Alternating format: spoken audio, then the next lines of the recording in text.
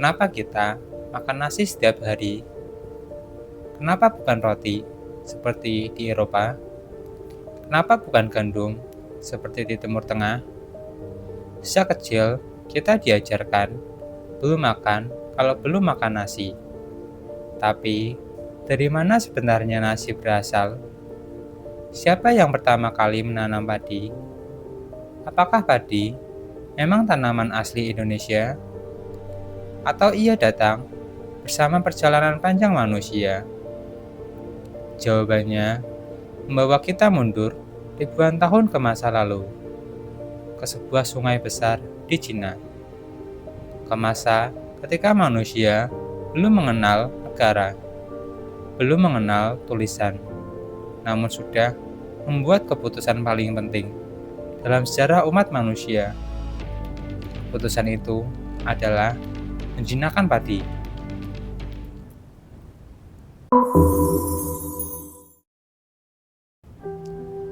Bayangkan, dunia tanpa sawah, tanpa nasi, tanpa lumbung padi. Sekitar 9.000 sampai 7.000 sebelum Masehi, manusia di lembah Sungai Yangtze, Cina, hidup dari berburu dan meramu. Di tepi sungai itu, tumbuh rumput liar, berbulir kecil dan mudah rontok. Namanya Oryza rufifolium. Awalnya, manusia hanya memetiknya saat lapar. Namun, dari musim ke musim, mereka mulai memperhatikan sesuatu. Ada bulir yang lebih besar, tidak mudah rontok, dan lebih mengenyangkan. Tanpa ilmu genetika, tanpa teknologi modern, manusia mulai memilih benih terbaik. Benih itu ditanam kembali, dijaga, dan dipanen. Dari proses panjang inilah lahir Oryza sativa, padi yang kita kenal sekarang.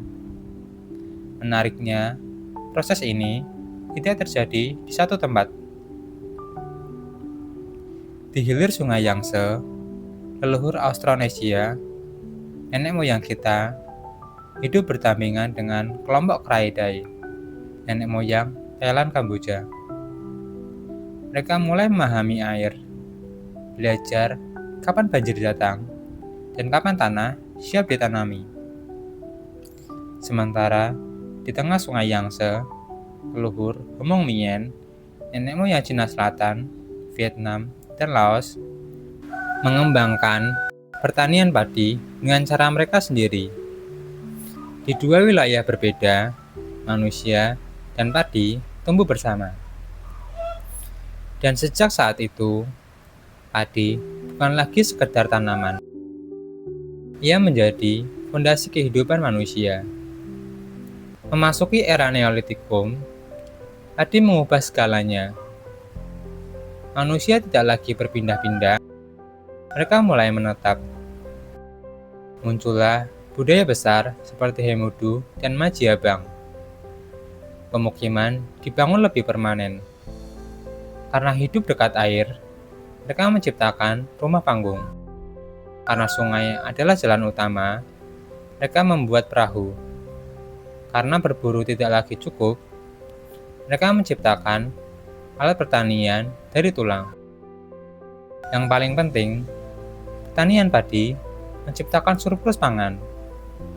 Dan saat manusia tidak lagi sibuk bertahan hidup, mereka mulai berkarya. Ukiran giok muncul, bukan untuk bertani, tapi untuk simbol, ritual, dan keindahan. Ini adalah tanda jelas masyarakat sudah makmur. Padi tidak hanya memberi makan tubuh, tapi juga memberi ruang bagi budaya dan seni. Sekitar 3.500 tahun sebelum Masehi, pertanian padi mencapai puncaknya. Di hilir Sungai Yangtze, muncul peradaban besar bernama Yangzhou. Di tengah Sungai Yangtze berdiri peradaban Xijiahe. Ini bukan lagi desa. Ini sudah seperti negara. Mereka memiliki sistem irigasi raksasa, kota bertembok, pembagian kelas sosial, dan pusat ritual. Air diatur, sawah dikelola, produksi pangan besar-besaran terjadi. Yang menarik, terjadi perdagangan rutin antara berbagai kelompok. Austronesia, nenek moyang penduduk Nusantara, Indonesia, Filipina, Malaysia, Madagaskar, dan Kepulauan Pasifik. Hmong Mien, nenek moyang kelompok etnis Cina Selatan, Vietnam, Laos. Austroasia, nenek moyang Myanmar, Kamboja. Padi menjadi komoditas strategis. Siapa menguasai air dan padi, menguasai kehidupan. Namun, kejayaan tidak abadi. Sekitar 2500 sampai 2000 sebelum Masehi, dua bencana besar terjadi bersamaan. Pertama, invasi. Kelompok Sino-Tibet datang dari utara, menyerang wilayah selatan. Mereka memiliki keunggulan, militer, dan organisasi yang lebih agresif, dengan tujuan memperluas wilayah demi mencari lahan baru. Kedua, perubahan iklim global, yang dikenal sebagai peristiwa 4.2K. Suhu menurun, curah hujan berubah drastis, banjir besar, landai sungai Yangtze. Akibatnya, kota-kota hancur, Jiangsu lenyap, Xinjiang menyusut, peradaban padi runtuh. Di tengah kehancuran itu, leluhur Austronesia memilih pergi. Mereka berlayar ke selatan, bukan sebagai penakluk, tapi sebagai penyintas. Rutenya panjang. Cina Selatan, menyeberang ke Taiwan, menyeberang ke Filipina, dan ke Nusantara. Mereka membawa apa yang disebut paket Austronesia, padi, rumah panggung, perahu bercadik, dan bahasa.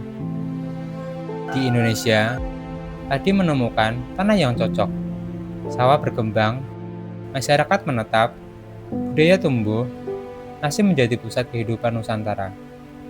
Namun, hari ini, padi menghadapi musuh yang berbeda.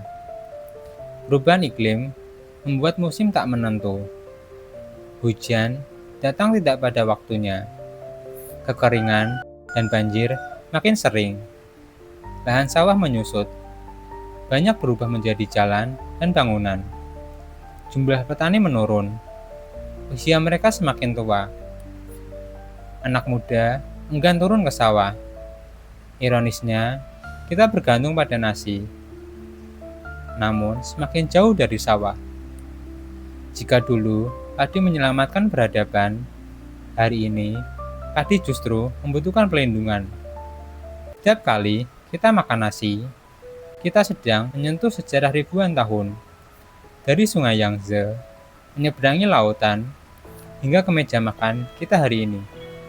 Padi adalah hasil pilihan manusia, pilihan untuk bertahan, untuk bekerja sama dengan alam. Mungkin setelah menonton ini, kita akan lebih menghargai spirit nasi yang sederhana, karena di dalamnya tersimpan perjalanan panjang manusia dan harapan untuk masa depan.